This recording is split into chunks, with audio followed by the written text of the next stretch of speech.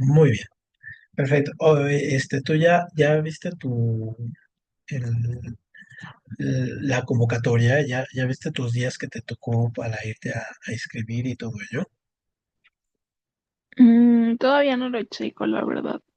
Creo que salió esta semana, ¿no? Algo así, el Sí, cronograma. de hecho son creo que 2 semanas, entonces trata de checarlo ya en estos días para que no se te vaya a pasar la fecha, porque luego si estás en el periodo no pasa nada, porque pues, te dan chance, pero para que no se te vaya a pasar el periodo, creo que te tienes que registrar por internet primero, güey. Luego tienes que ir allá a la Avenida de Imán, en fin, todo ello. Entonces antes de que se pase todo eso, pues sí trata de revisarlo, ¿no? Para que tú puedas escribiendo.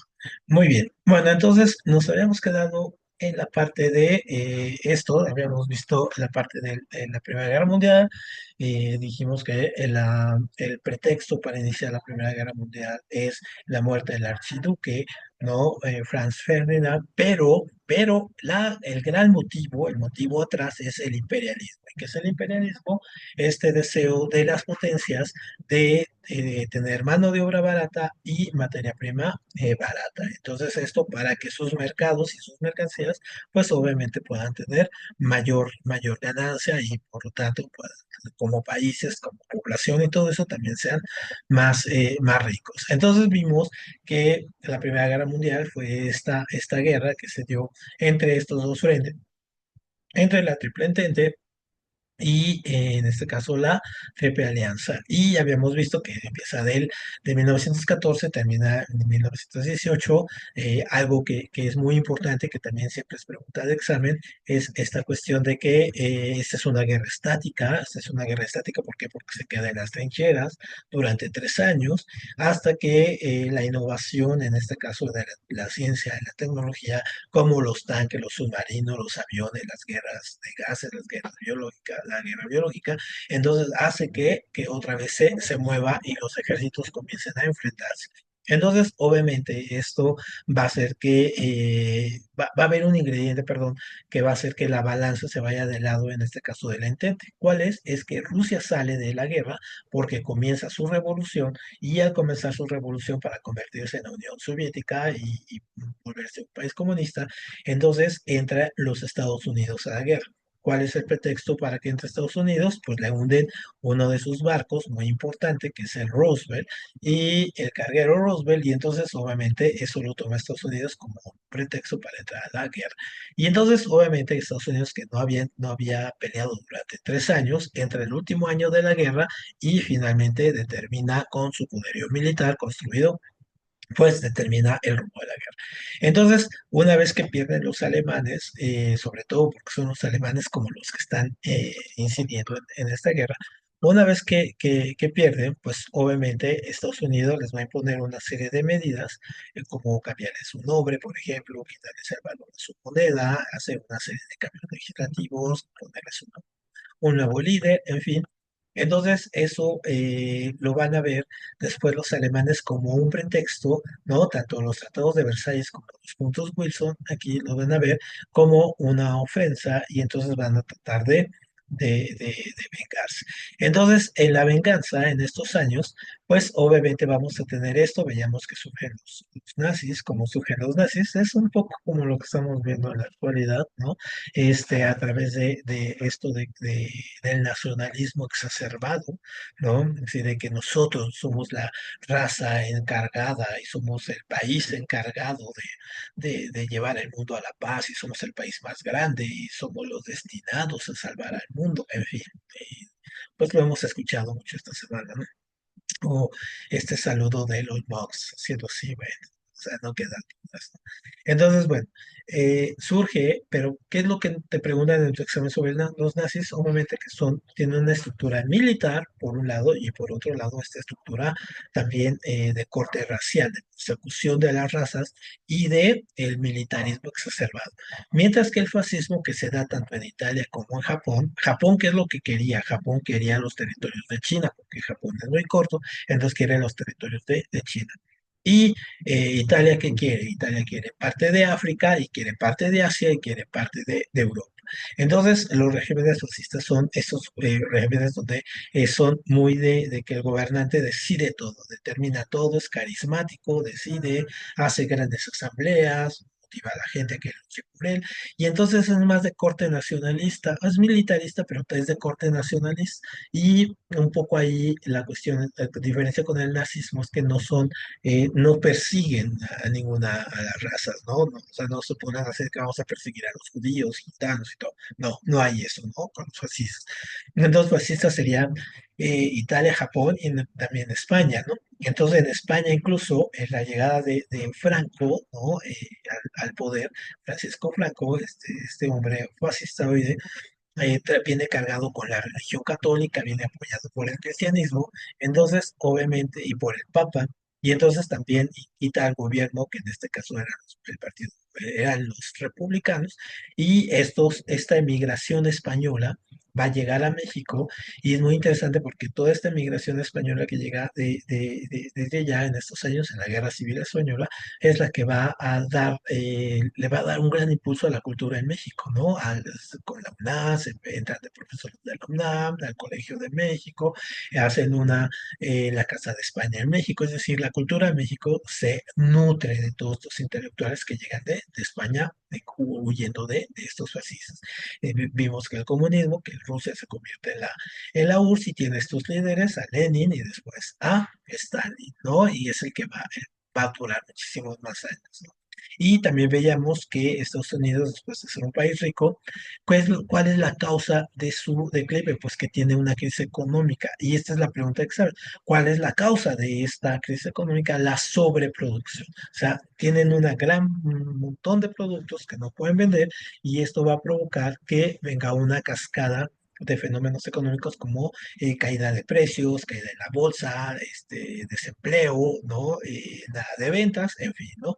Entonces viene un nuevo presidente que es Roosevelt y él va a imponer un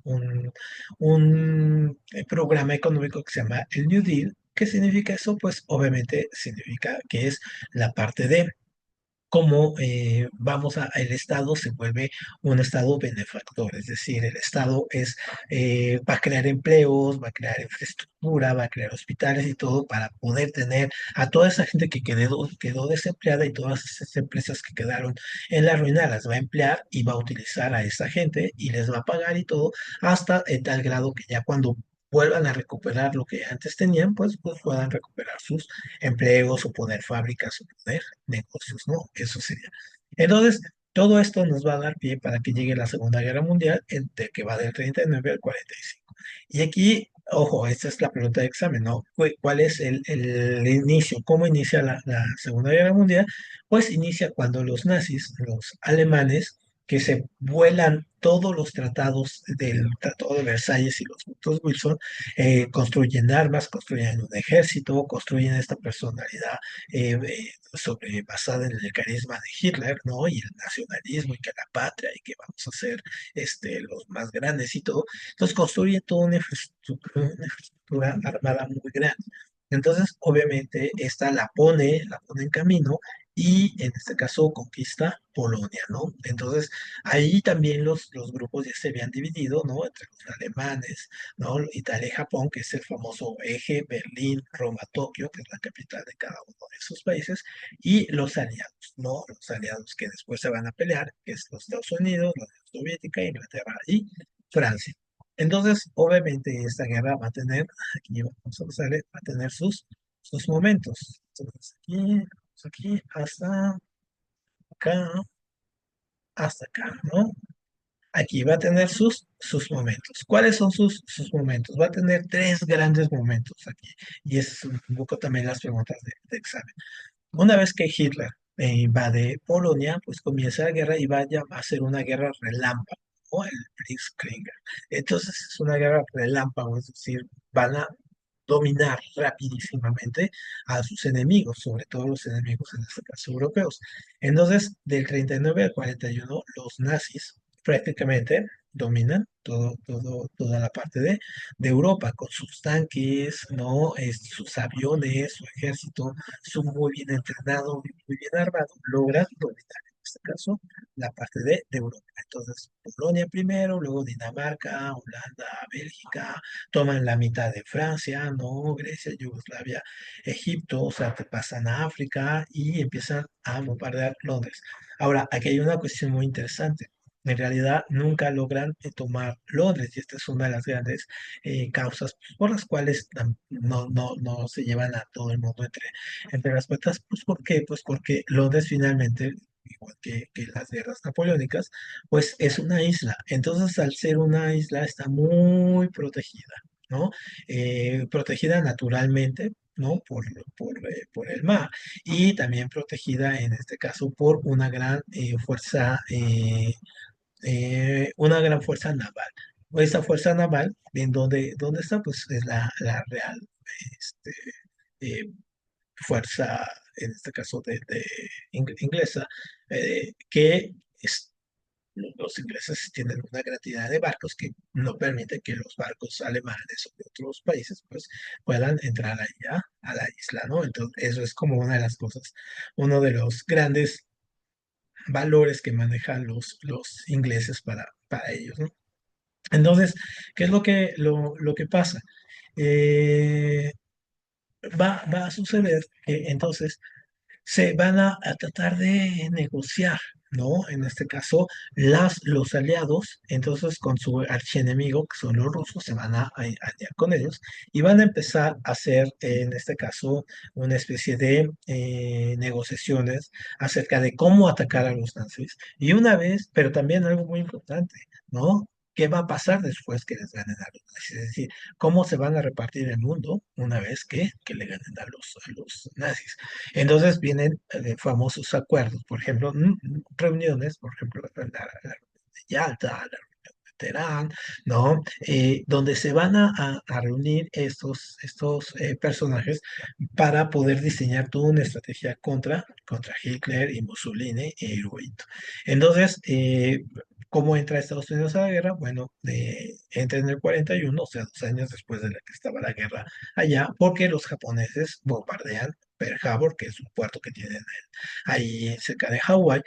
Entonces lo bombardean y eso es el pretexto para que Estados Unidos entre a la guerra, ¿no? Entonces, obviamente, ahí es cuando ya se convierte como estas mundiales, ¿no?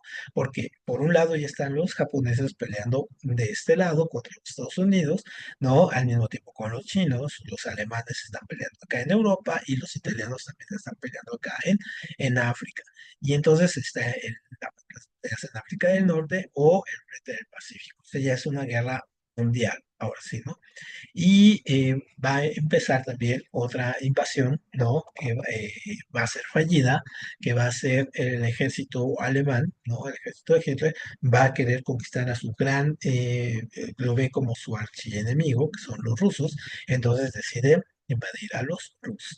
¿Y por qué va a ser fallida? Pues porque no está tan bien planificada esta guerra y tienen a un enemigo que no, o que piensan que no va a ser como un problema, que es el clima, ¿no? El invierno ruso, que es muy fuerte.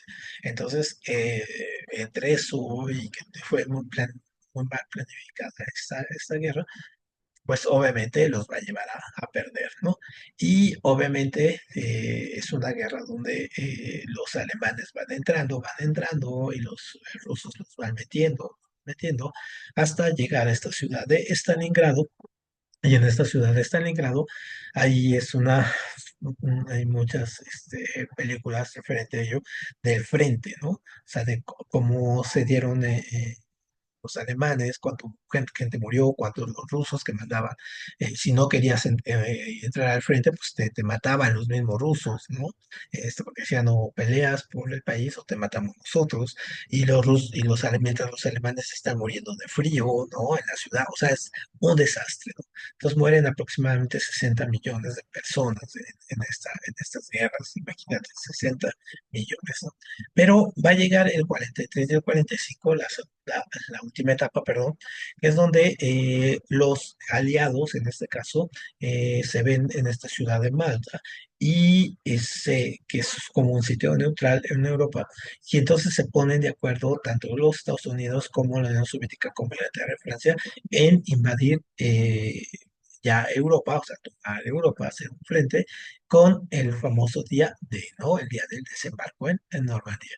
Entonces, que está al norte de Francia, ¿no? Entonces, y muy cerca de Inglaterra, entonces las tropas desde Inglaterra, ¿no? Atraviesan el Canal de la Mancha y van a bajar y van a tomar primero van a entrar a las ciudades francesas y van a ir poco a poco enfrentándose contra los nazis hasta finalmente recuperar Francia, ¿no? Todo Francia, todo París, ¿no? Y el sur, y en fin, empiezan a perder campo los nazis. Y obviamente el 30 de abril del 45, ¿no? Los nazis caen en Europa, ¿no? Terminan derrotados. Y por otro lado, también terminan perdiendo en Rusia, y por otro lado, en la guerra entre Estados Unidos y en este caso con Japón, va a terminar con el lanzamiento de las dos bombas nucleares, tanto en Hiroshima como en la ciudad de Nagasaki, ¿no? Marcando el fin de la guerra. Ahora, se especula mucho, ¿no? Bueno, porque si ya estaban derrotados y todo este asunto, pues ¿por qué se lanzan estas bombas? Quizá ya no era necesario, quizá hubiera durado la guerra algunos meses más, pero no, ya el equilibrio de fuerzas ya estaba muy marcado. Entonces, un poco la idea es, o el consenso es de que, bueno, lanzan estas bombas, pues porque había una cuestión de mandarle un mensaje al otro gran enemigo, que eran los rusos. Entonces, por un lado, los rusos que van a quedar con la mitad de Europa, entonces quieren seguir avanzando, ahora se vuelven el nuevo enemigo, entonces quieren seguir avanzando, pero por eso lanzan estas bombas, porque dicen los Estados Unidos, aguas, ¿no? Porque nosotros tenemos estas bombas. Entonces, si tú sigues avanzando, pues te lanzamos una y a ver cómo le haces. Entonces deciden detenerse, ¿no?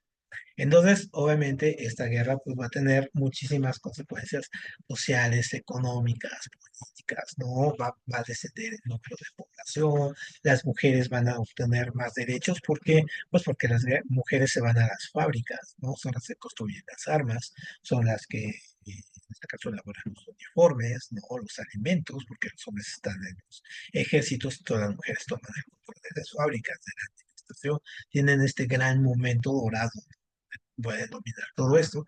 Eh, Ahí viene una serie de movimientos, por ejemplo, cómo se crea la ONU al final de la guerra, ¿no? Y algunos otros organismos que hasta la fecha duran, como el Fondo Monetario Internacional, el Banco Mundial, que son unos acuerdos que se llaman de Bretton Woods, que son estos acuerdos para que en un momento dado financiar entre todos esos países que estuvieron en la guerra hacer un gran fondo, ¿no? Para ayudarse unos con otros.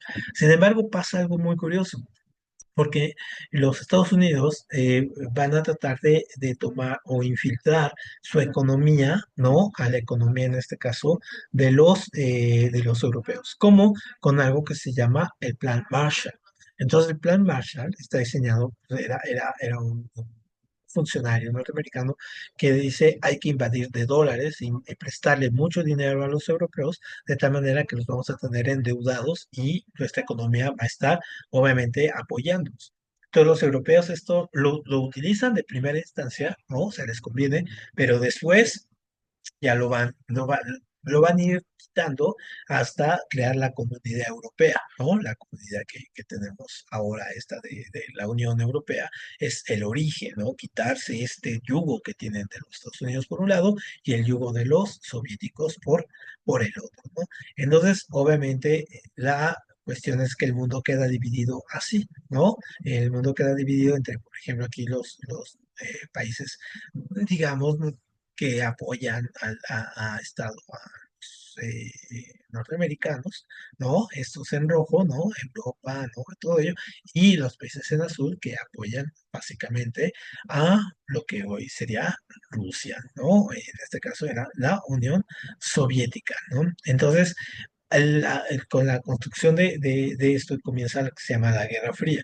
Y entonces en la Guerra Fría, el papel, por ejemplo, de este organismo que se crea después de la Segunda Guerra Mundial, que es la ONU, va a crear diferentes organismos, como la Organización Mundial de la Salud, que Estados Unidos acaba de salirse, ¿no? ¿Por qué se salen? Pues porque sienten que les mandan directives que van en contra de lo que ellos piensan, ¿no? De sus políticas, o la Organización Mundial del Trabajo, o la Organización Mundial del Comercio, ¿no? La UNESCO, que es la Fundación de las Naciones Unidas para la Cultura y la Educación, o la UNICEF, que es para los niños, ¿no? En fin, entonces todos estos organismos donde los países, en este caso, tienen una cuota, tienen poder, tienen una asamblea, y que en este caso tratan de resolver los problemas con el diálogo.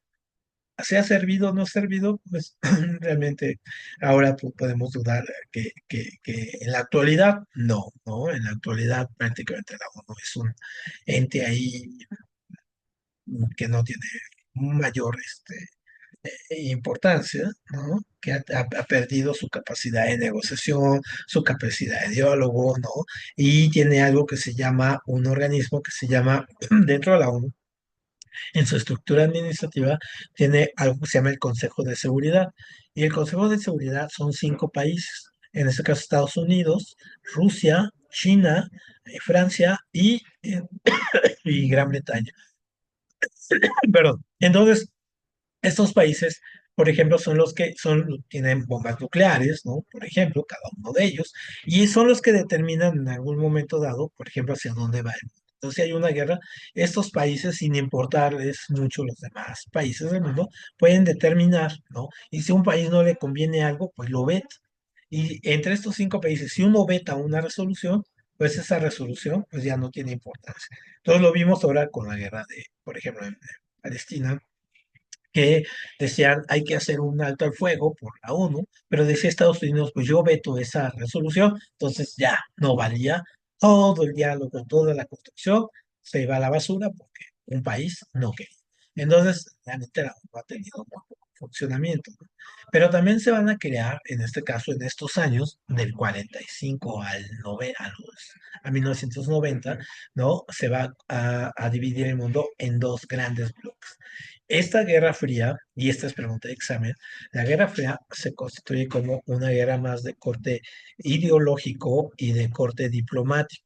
No es que haya una guerra como tal, ¿no? Es decir, no hay una guerra armada, un choque entre los norteamericanos y los soviéticos. Nunca lo hubo. Digamos, ahora estamos más cerca quizá que en esa época, ¿no? Contra Trump, contra Putin, ¿no? Quizá estamos más cerca de conflictos de ese tipo. Pero en esta época no lo hay. Entonces, esta Guerra Fría es una guerra diplomática, ¿no? E ideológica. Y cada bloque va a tener sus propios organismos. Entonces, Estados Unidos y sus aliados construyen la OTAN, que es la Organización del Tratado del Atlántico Norte, que es un agrupamiento militar, ¿no? Eh, contra lo que ellos llaman, en este caso, el Pacto de Varsovia, los soviéticos, que ya no existe, la OTAN sí, pero el Pacto de Varsovia ya no. Entonces, cada quien tiene su pacto militar. También económicamente se construyen pactos económicos para tener a los países capitalistas por acá y los países comunistas por acá, ¿no? Y comienza una carrera armamentista de que yo tengo una bomba nuclear, ahora yo tengo dos, yo tengo tres, yo tengo cuatro, en fin, una capacidad para poder destruir el mundo las veces, muchísimas veces, ¿no? En este caso, pero tiene el nombre de esto se llaman guerras disuasivas. ¿Qué significa? Pues que, por ejemplo, no se pueden, si alguien lanza una bomba atómica, pues ya se acaban. ¿Por qué? Porque el otro va a lanzar dos, en fin, hasta que se acabe. Entonces, no se lanza, solamente se tiene la amenaza, ¿no? La amenaza de que aquí yo tengo estas bombas, de que yo tengo estas bombas, y en cualquier momento, si tú me haces algo, yo te lanzo. Entonces se tienen como disuasivas, ¿no? Para que no se confronte. ¿Por qué no se pone a pensar? O, digamos, a veces algunos chicos me preguntan, dice, bueno, ¿por qué no, si los rusos tienen bombas nucleares y todo ese asunto, ¿por qué no ha acabado la guerra esta de Ucrania? ¿Por qué no lanza una bomba nuclear? Bueno, si lanza una bomba nuclear, los gringos o los franceses o los ingleses le lanzan otras, ¿no? Y ahí se acaba todo, ¿no? Entonces, por eso son guerras disuasivas. Entonces, obviamente, estos dos bloques van a tener sus propios países que los apoyen de un lado y de otro. Pero, y aquí va a quedar, ¿no? La OTAN y todos los de rojo son los países comunistas y todos los azules son los países, en este caso, de corte capitalista abiertamente, pro Estados Unidos, ¿no? Entonces, al final muy importante esto, al final de la Segunda Guerra Mundial, realmente los que logran expander y llevar a cabo este ideal que decíamos imperialista de conquistar nuevos territorios y tener nuevas mercancías, pues finalmente van a ser los soviéticos, porque este es su territorio, pero logran expandir esto, logran tener a todos estos países, incluido a estos que están aquí, pero ahorita vamos a ver por qué están así. Los logran dominar, ¿por qué? Pues porque imponen ahí gobiernos de corte comunista, es decir, sacan a los nazis y ponen gobiernos de corte comunista. Y después en los 90 van a salir estos nazis, pero estos comunistas iban a entrar a otro tipo de gobiernos electos democráticamente. Y entonces, obviamente, los que logran ganar, pues finalmente van a ser ellos. Entonces, países como Francia e Inglaterra, que son enemigos, y los alemanes acá necesitan ponerse de acuerdo para poder combatir esta gran marea que viene, esta marea de países comunistas que vienen ahí. Y por lo tanto van a crear, no, la Unión Europea. Y entonces, ¿cómo se va a crear esta? Primero, si se fijan aquí, van a ser 6 países, que son en este caso Francia, Alemania, Italia, Bélgica, Luxemburgo y Países Bajos, ¿no? Le decíamos Holanda. Entonces, se van a unir en algo que son el pacto del carbón y el hierro. Es decir, encuentran un factor de política común para poder negociar y poder ir dirimiendo sus diferencias, que son diferencias políticas muy gruesas, pero bueno, en aras de quitarse a los soviéticos o a los norteamericanos, pues deciden trabajar ellos juntos. Entonces, en el 57 se firman los Tratados de Roma y nace la Unión Europea, ¿no? Nace la Unión Europea y posteriormente se van a ir adhiriendo nuevos países, como es Inglaterra, como es en este caso Irlanda, en este caso Noruega, luego los griegos, España, Portugal, Suecia, Finlandia, Austria, Rumania, Letonia, Estonia, ¿no? Todos estos países de aquí abajo, Polonia, Chipre, Yugoslavia, ¿no? Todos estos países se van a agregar. Y hace algunos años apenas, en el 16, se llevó a cabo en el 20, ¿no? Inglaterra dejó la Unión Europea y se sale, ¿no?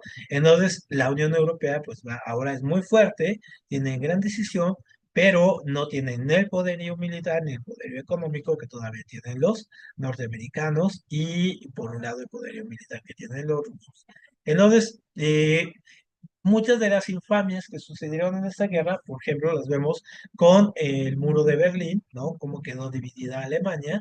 Alemania, por un lado, se la dividieron aquí, ¿no? Toda esta es Alemania. Entonces, por un lado, se la van a dividir los ingleses, los franceses, los norteamericanos y los rusos. Y si se fijan, los rusos se llevan un gran territorio, ¿no? Se llevan un poco la mitad aquí. Y la capital, ¿no? En este caso, que es Berlín, que está acá, queda exactamente en el mismo esquema. Por un lado, los franceses, los ingleses y los norteamericanos y los soviéticos. Entonces, para que no se confundieran y no tuvieran problemas ahí entre ellos, pues se divide también la ciudad y se construye un muro, ¿no? Entonces, este muro de casi 4 metros, pues no permitía que la gente pasara de un lado a otro, ¿no? Se dividieron familias y se hizo como muy unilateral, es decir, de un día a otro comenzaron a construir, ¿no? Un día, así imagínense que de repente están ustedes durmiendo y de repente a la mitad de la calle les ponen una barda, ¿no? Entonces se dividieron familias, se perdieron familias ahí por quedar divididas por este muro. Entonces, este muro, que aquí esta es una foto de cuando anduve por allá, pues así se veía, ¿no? Tenía esta es la calle y tenía todas estas trampas para que la gente no se pudiera escapar. Es decir, tenían que pasar trampas, perros, cadenas, tenía este fuerte aquí y pues no podían pasar. ¿Y cómo se comunicaban? A veces gente, por ejemplo, desde este edificio, pues ponían eh, unas escaleras y se comunicaban ahí. Entonces, hubo mucha gente que se escapó, ¿no? Mucha gente se escapó de ahí, pero corrían el riesgo de que los mataran, ¿no? De que había francotiradores, todos los podían matar, entonces, bueno, corrieron ese riesgo. Y algunas salieron por globo, otras salieron por túneles, en fin, fue toda una estructura muy curiosa la forma en que escaparon de ahí. Entonces, esta es una foto que también ahí pude tomar ahí en Berlín, ¿no? De cómo era ese muro. Muy bien. Y entonces, obviamente, en el siglo, en estos años, mientras está esta pelea entre los rusos y los norteamericanos, el mundo va a empezar a tener guerras de descolonización. Entonces, por ejemplo, África comienza a independizarse de los antiguos países que eran Francia, Italia, Alemania, ¿no? Y se empiezan a independizar y por eso todavía tenemos muchos problemas en África, porque el país es un país muy rico, pero fue totalmente explotado por los europeos, de tal manera que ahora sus estructuras económicas y todo, pues son muy pobres, pero pues fueron así dejados, ¿no? A propósito, pues para que les costara más trabajo. Entonces tenemos que hubo varios congresos, ¿no? Para que estos países,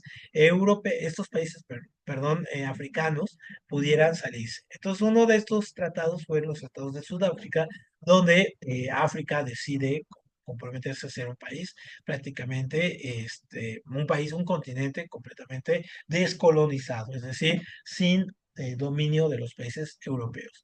Al mismo tiempo que está esto, en China hay una revolución comunista encabezado por Mao Zedong y convierte a China, que era nacionalista, por parte de uno de los líderes que tenían ahí, que muy ligado a los ingleses, y logra que China, en este caso, se vuelva comunista. ¿Y quién es el personaje clave ahí? Pues es Mao Zedong, ¿no? Y a la fecha, China, vean ahora lo que es China, ¿no? Hablamos de China, China es, digamos, la segunda gran potencia mundial después de los Estados Unidos, pues es China. Y China de esto era despoblado, pues ahora vean lo que es, ¿no? Ver estos paisajes, estos rascacielos, pues porque de ahí tienen tienen muchísimo poder, tienen mucha gente, tienen un gran territorio y tienen casi 1.300 millones de habitantes. Entonces, bueno, pues ¿qué hacen con eso, no? Antes tienen muchísima lana y tienen mucha mano de obra. Entonces, China, de ser un país comunista, ahora tiene un comunismo muy parecido al capitalismo, ¿no? Y en Cuba se da la Revolución Cubana con Fidel Castro también, el Che Guevara, Camilo Cienfuegos. Entonces, Cuba también se va a volver un país comunista y también tiene esta cuestión. Es un país que no va a ser comunista, pero no porque sea invadido por los soviéticos, sino va a ser un país que va a lograr su propia independencia de España primero y luego va a pelear, en este caso, para poder tener su propia autodenominación. Entonces, en Cuba, digamos, vean, hasta la fecha Cuba sigue siendo un país comunista. Vemos que pues, puede que no le haya funcionado como quiera, pero también tiene un bloqueo, es decir, los Estados Unidos le impiden a Cuba negociar con muchos de los países del mundo, y si alguien hace negocios con Cuba, pues corre el riesgo pues, de que lo venden, ¿no? Y ya no poder hacer negocios con los norteamericanos. Entonces, en 1963 hubo una cuestión muy interesante que se llamó la crisis de los misiles, y es cuando, el 62, perdón, y es cuando hemos estado más cerca de tener una guerra nuclear, ¿no? ¿Por qué? Pues porque los rusos, una vez que Cuba se declara comunista, los rusos ponen bombas o quieren poner bombas nucleares en Cuba. Entonces, si tienen bombas nucleares, este es el radio de lo que alcanzarían inmediatamente. O sea, mientras los norteamericanos lanzan bombas, sus bombas atómicas, las bombas rusas ya llegaron ahí, ¿no? Entonces, obviamente hay una diferencia táctica muy importante que los rusos querían aprovechar con los cubanos, pero Estados Unidos los descubre, ¿no? Y entonces las negociaciones para que no explotaran las bombas nucleares en esa época son lo que se le llama como la crisis de los misiles. Y se puede decir que es el momento en que hemos estado más cerca de que el mundo explote y se vaya al carajo, ¿no? Con las bombas nucleares en 1962. Y entonces eso, mientras pasa eso también, al mismo tiempo la India, ¿no? Se independiza de los ingleses y entonces el héroe nacional es ahí Gandhi, los libera con algo que se llama la violencias pacíficas, no son violentas, y finalmente la India, ahora la India es el país más poblado del mundo, tiene más gente que China, ¿no? Ahora, y tiene un producto bruto también muy fuerte. Entonces, obviamente, esto va a dar pie para que surjan estos conceptos que hasta la fecha los utilicemos, aunque ya están deshabilitados, es decir, ya es muy poco o muy raro que los utilicemos, como esto del tercer mundo, decir el tercer mundo, por ejemplo, a los países pobres. En un momento dado se tienen que organizar los países pues, para poderle hacer frente a los países, ahora a Europa, a los gringos, a los soviéticos. Entonces se organizan en esto que se llama los países del tercer mundo, que son países en subdesarrollo, ¿no? Y que todavía sufren invasiones neocoloniales, ¿no? Entonces tienen inestabilidad política, golpes de estado, escasa productividad, producen muy poco, tienen muy baja educación, tienen mucha población, ¿no? Tienen un atraso técnico-industrial a propósito, ¿no? Y tienen esta división social entre pobres y ricos también muy marcados. Entonces, podemos hablar que toda América Latina está en ese sentido, ¿no? Y ya casi se nos acaba el tiempo, pero vamos a ver hasta dónde llegamos aquí. Y también al final de la Segunda Guerra Mundial, los territorios en el 46, los territorios que eran de Palestina, los ingleses se los van a dar a los judíos que fueron eh, sacados de sus diferentes países para crear el país de Israel. Entonces Israel se crea con base el despojo que hacen de Palestina y vean todo lo que es blanco va a ser Israel y lo verde es de Palestina y aquí lo tenemos y vean al 2005 cuánto territorio queda de Palestina y ahora esto que tenemos aquí, esto que se ve aquí, eso es lo que se llama la franja de Gaza y esto es lo que hasta hace unos días había una guerra genocida ahí, muy importante, ¿no? Y muy cruel. Muy bien, bueno, nos vamos a quedar con esto para poder la próxima sesión poder concluir y comenzar con Historia de México. Veríamos la Guerra de Vietnam, en fin, los años recientes y comenzamos Historia de México. Muchas gracias y nos vemos el próximo martes por acá. Gracias. Gracias a ustedes, bye bye.